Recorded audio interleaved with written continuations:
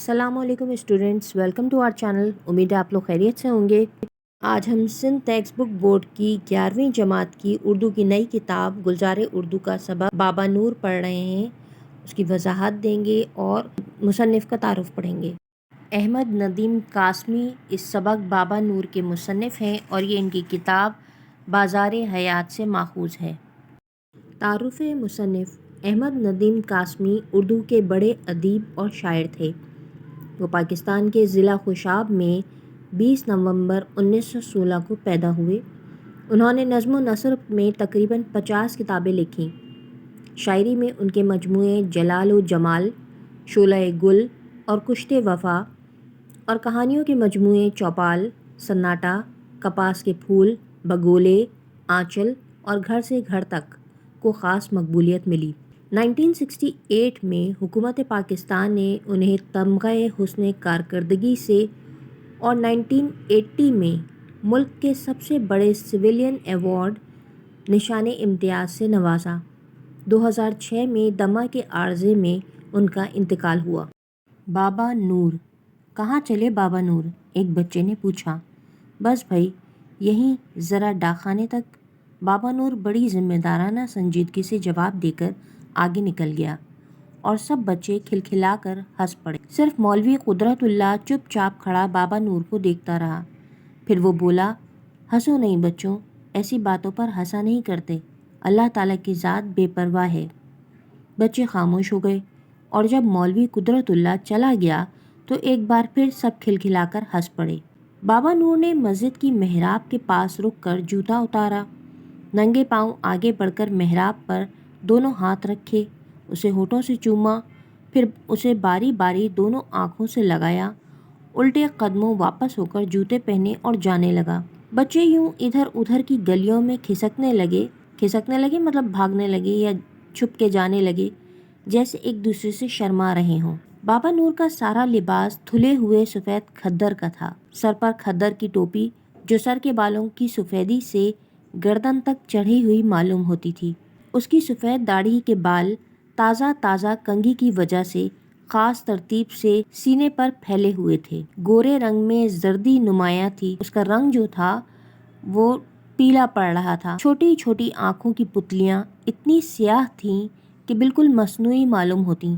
लिबास, बालों और जिल्द की इतनी बहुत सी सफ़ेदी में ये दो काले भंवरा नुक्ते यानी वो जो आई का सेंटर पॉइंट होता है ब्लैक कलर का, वो भंवरा नुक्ते बहुत अजनबी से लगते। यही अजनबियत बाबा नूर के चेहरे पर बचपने की सी कैफियत तारी रखती थी। उसके कंधे पर सफ़ेद खद्दर का एक रुमाल था जो लोगों के हुजूम से लेकर मस्जिद की मेहराब तक 3-4 बार कंधा बदल चुका था। यानी अपना सफ़ेद खद्दर का जो रुमाल था वो कभी एक कंधे पर रखता तो कभी दूसरे कंधे पर रखता। डाकखाने चले बाबा नूर? दुकान के दरवाजे पर खड़े एक नौजवान ने पूछा। हाँ बेटा, जीते रहो, बाबा नूर ने जवाब दिया। करीब ही एक बच्चा खड़ा था, तड़ाक से ताली बजाकर चिल्लाया, आह हा, बाबा नूर डाकखाने चला, भाग जा यहाँ से। नौजवान ने बच्चे को घुरका मतलब डांटा उसने। और बाबा नूर जो कुछ दूर गया था पलट कर बोला, डांट क्यों रहे हो बच्चे को? ठीक ही तो कहता है, डाकखाने ही तो जा रहा हूँ। दूर दूर से दौड़ दौड़ कर आते हुए बच्चे बेइख्तियार हंसने लगे और बाबा नूर के पीछे एक जुलूस मुरतब होने लगा, यानी एक लोगों का, बच्चों का हुजूम सा लगने लगा।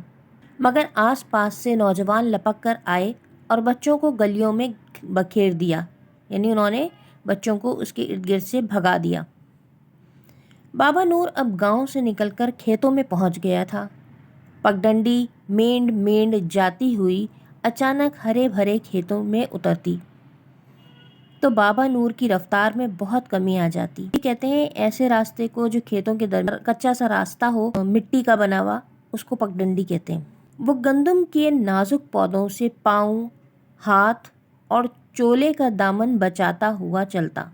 अगर किसी मुसाफिर की बेएहतियाती से कोई पौधा पगडंडी के आर पार कटा हुआ मिलता तो नूर उसे उठाकर दूसरे पौधों के सीने से लिपटा देता اور جس جگہ سے پودے نے خم کھایا تھا اسے کچھ یوں چھوتا جیسے زخم سہلا رہا ہو۔ پھر وہ کھیت کی مینڈ پر پہنچ کر تیز تیز چلنے لگتا۔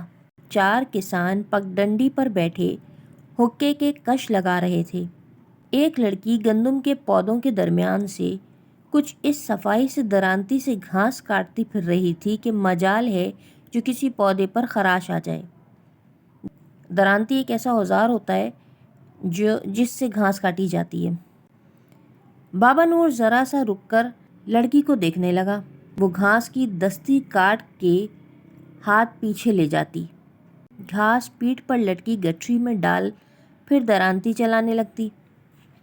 بھائی کمال ہے، بابا نور نے دور ہی سے کسانوں کو مخاطب کیا، یہ لڑکی تو بالکل مداری ہے، اتنی لمبی درانتی چلا رہی ہے، چپے چپے پر گندم کا پودا اگ رہا ہے، لیکن درانتی گھاس کاٹ لیتی ہے اور گندم کو چھوتی تک نہیں۔ یہ کس کی بیٹی ہے؟ کس کی بیٹی ہے بٹیا؟ بابا نے لڑکی سے پوچھا۔ اس نے پلٹ کر دیکھا تو ایک کسان کی آواز آئی، میری ہے بابا۔ تیری ہے؟ بابا نور کسانوں کی طرف جانے لگا۔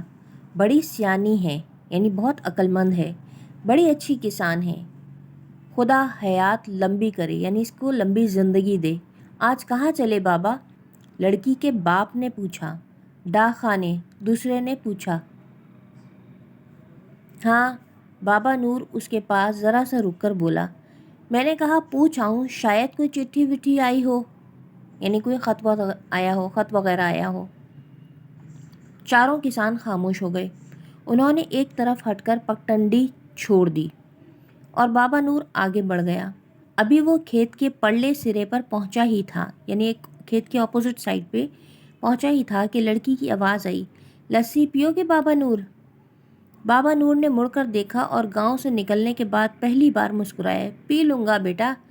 پھر ذرا رک کر بولا، پر دیکھ ذرا جلدی سے لا دے، ڈاک کا منشی ہوا کے گھوڑے پر سوار رہتا ہے، چلا نہ جائے۔ لڑکی نے گھاس کی گٹھری کندھے سے اتار وہیں کھیت میں رکھی، پھر وہ دوڑ کر مینڈ پر اگی ایک بیری کے پاس آئی، تنے کی اوٹ میں پڑے برتن کو خوب چھلکایا، یعنی جو درخت کا تنا تھا اس کے سائیڈ میں ایک برتن رکھا ہوا تھا جس کو اس نے خوب کھنگال کے خوب اچھی طرح چھلکا کر صاف کر لیا۔ المونیم کا کٹورا بھرا اور لپک کر بابا نور کے پاس جا پہنچی۔ بابا نے ایک ہی سانس میں سارا کٹورا پی کر رومال سے ہونٹ صاف کیے، بولا، نصیبہ اس لسی کی طرح صاف ستھرا ہو بیٹا، یعنی تیرا نصیب اچھا ہو، صاف ستھرا ہو، اور آگے بڑھ گیا۔ مدرسے کے برآمدے میں ڈاک کا منشی بہت سے لوگوں کے درمیان بیٹھا روزانہ کے فارم پر کر رہا تھا، یعنی فارم فل کر رہا تھا لوگوں کے۔ وہ دیہاتیوں کو معلومات سے بھی مستفید کرتا رہتا، یعنی ان کو جو بھی انفارمیشن چاہیے ہوتی، جو بھی معلومات چاہیے ہوتی، وہ اس کے بارے میں بھی بتاتا رہتا۔ میرا سالہ وہاں کراچی میں چپڑاسی کا کام کرتا تھا، جب وہ مرا تو مجھے فاتحہ پڑھنے کراچی جانا پڑا۔ بات یہ ہے دوستوں، ایک بار کراچی ضرور دیکھ لو، چاہے وہاں گدھا گاڑی میں جتنا پڑے، یعنی گدھا گاڑی میں لگنا پڑے، آپ کو گدھا گاڑی چلانی پڑے۔ اتنی موٹر کاریں ہیں کہ ہمارے گاؤں میں تو اتنی چڑیاں بھی نہیں ہوں گی۔ ایک سیٹ کہہ رہا تھا کہ بس ایک اور بڑی لام لگ جائے تو کراچی ولایت بن جائے۔ کہتے ہیں کتنی بار لام لگنے لگی پر لگتے لگتے رہ گئی، کوئی نہ کوئی بیچ میں ٹانگ اڑا دیتا ہے۔ کہتے ہیں لام میں لوگ مریں گے، کوئی پوچھے لام نہ لگی تو جب بھی تو لوگ مریں گے، لام میں گولے سے مریں گے ویسے بھوک سے مر جائیں گے، ٹھیک ہے نا؟ ٹھیک ہی تو ہے، ایک دیہاتی بولا، پر منشی جی پہلے یہ بتاؤ کہ لفافہ 51 کا کب کرو گے؟ منشی نے اسے کچھ سمجھانے کے لیے سامنے دیکھا تو اس کی نظر ایک نقطے پر جیسے جم کر رہ گئی، اس کا رنگ فک ہو گیا، یعنی رنگ اڑ گیا، اور وہ بجھی ہوئی آواز میں بولا، بابا نور آ رہا ہے۔ سب لوگوں نے پلٹ کر دیکھا اور پھر سب کے چہرے کملا گئے، یعنی سب کے چہرے مرجھا گئے یا سب لوگ اداس ہو گئے۔ بچے مدرسے کے دروازوں اور کھڑکیوں میں جمع ہو کر بابا نور کی سرگوشیاں کرنے لگے۔ منشی نے انہیں ڈانٹ کر اپنی اپنی جگہ پر بٹھا دیا۔ سفید براق بابا نور سیدھا مدرسے کے برآمدے کی طرف آ رہا تھا اور لوگ جیسے سہمے جا رہے تھے۔ برآمدے میں پہنچ کر اس نے کہا، ڈاک آ گئی منشی جی؟ آ گئی بابا، منشی نے جواب دیا۔ میرے بیٹے کی چٹھی تو نہیں آئی؟ بابا نے پوچھا۔ نہیں بابا، منشی بولا۔ بابا نور چپ چاپ واپس چلا گیا۔ دور تک پگڈنڈی پر ایک سفید دھبا رینگتا ہوا نظر آتا تھا اور لوگ دم بخود بیٹھے اسے دیکھتے رہے۔